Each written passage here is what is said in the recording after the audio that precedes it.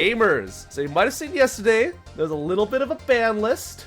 I heard that Yu-Gi-Oh was now over and that Konami had ruined everything yet again. I thought that the ban was pretty cool. I thought it was interesting. I didn't think that it actually did that much in the format because Fire King Snake Eyes still just objectively the best deck, despite suffering very minor hits. Overall, I think that most of the cards that were brought back don't really have too much impact on the game. I think that most of the cards banned were going to be banned eventually and were just very unhealthy for the overall metagame. But what was very silly about the ban list was the timing of it. So if you guys don't know, I think Guadalajara or some sort of South American YCS was going on. Adam put the name on the screen right now.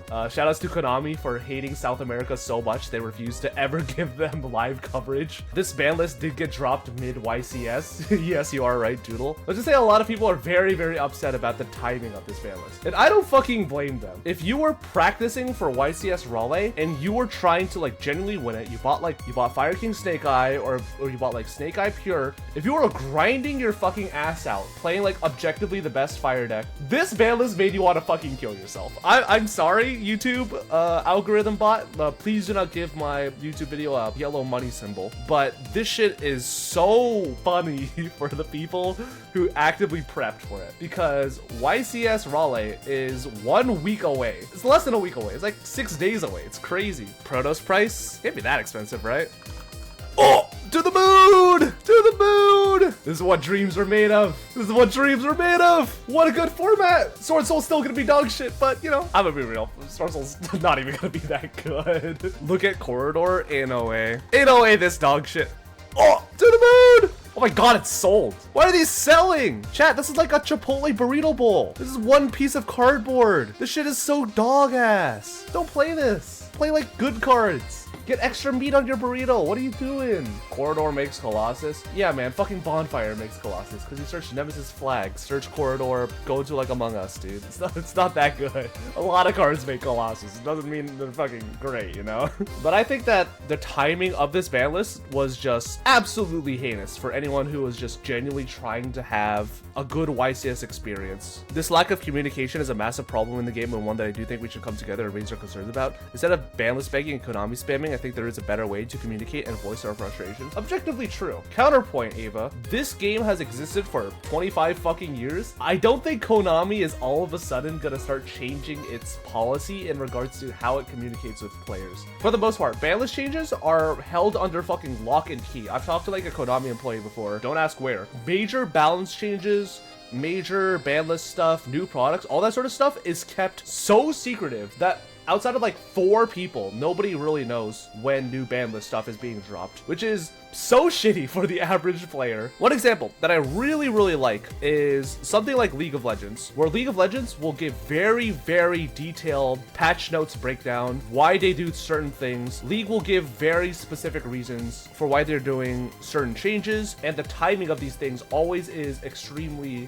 consistent with over the years. Like there's always going to be a patch for MSI. There's always going to be a patch for World. There's always going to be a preseason patch, and there's always going to be a patch maybe every 2 to 4 weeks. And I think that this sort of regularity and constant contact with the player base is extremely important, and one of the main reasons why League, for the most part, is a pretty balanced game. It's also nice that we know which patch will be the MSI patch and the Worlds patch, so we know when we can expect big changes. Yeah, exactly. It gives people time to prep. It gives people like an expectation for what's gonna get hit, what's gonna get nerfed, or if they should expect like any massive sweeping changes to team comps, champion diversity, item builds, that sort of deal. Yu-Gi-Oh! That's just like, plop, here's a ban list. Is it good? Is it bad? Fuck it, who knows, who cares? And I think that that's so frustrating for players who are trying to take this game competitively, quote-unquote pro players, semi-pro players, casual players. It's just very frustrating if you're a person who tries to take this game seriously on a competitive level and you're just like fucked right out of the gate because you're always playing this chicken game, haha, pun intended, of whether or not cards are going to come back, whether or not this deck is worth investing into, because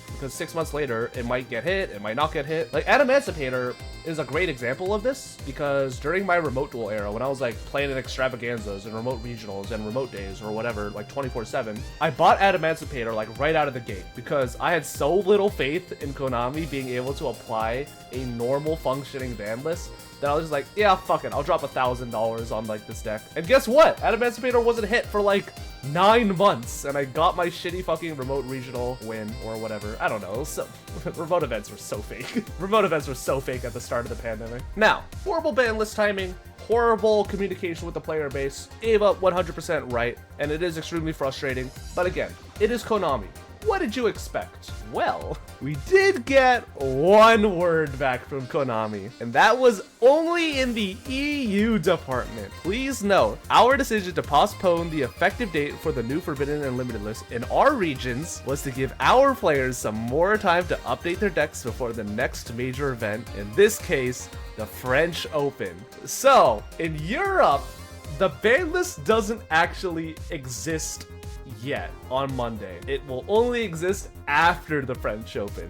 By the way, if you guys watch Soul of Yu-Gi-Oh!, these opens are basically fucking regionals. Wow, I am the champion of France.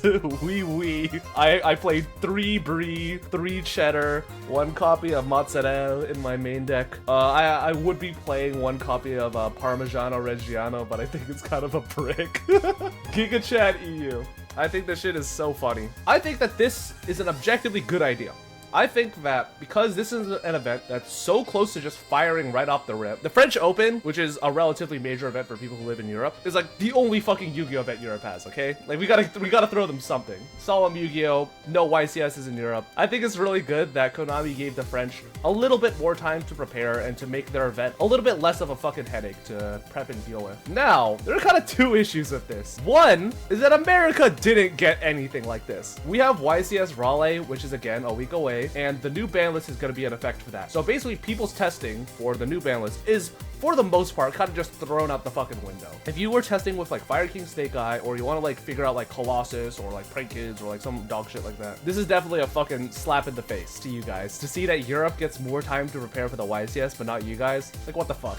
You expect Konami NA to care? Look, man, we can be delusional enough to want to believe that Konami as a company, where 90% of their profits come from fucking slot machines and gambling, we can believe that Konami cares about its player base in that capacity. You know what I mean? And the second thing is this sort of ideology where Konami is kind of just forcibly slapping these wide-scale changes, which are more or less to generate profit, such as to buy more from vendors so Konami can take a little bit of a rake, to sell more specific products because people are just buying boxes of old Eternity Code because gotta get that product, gotta get that profit, comes especially into force with Infinite Forbidden, because Infinite Forbidden becomes buyable in large quotations because anyone who's been to a pre-release event for a set that's actually impactful knows exactly how fucking hard it is to buy product for. Like, this shit will literally sell out in like 10 seconds. If you guys went to a Phantom Nightmare pre-release, that shit was like piranhas in the water. But anyways, launch is 7/17. All right,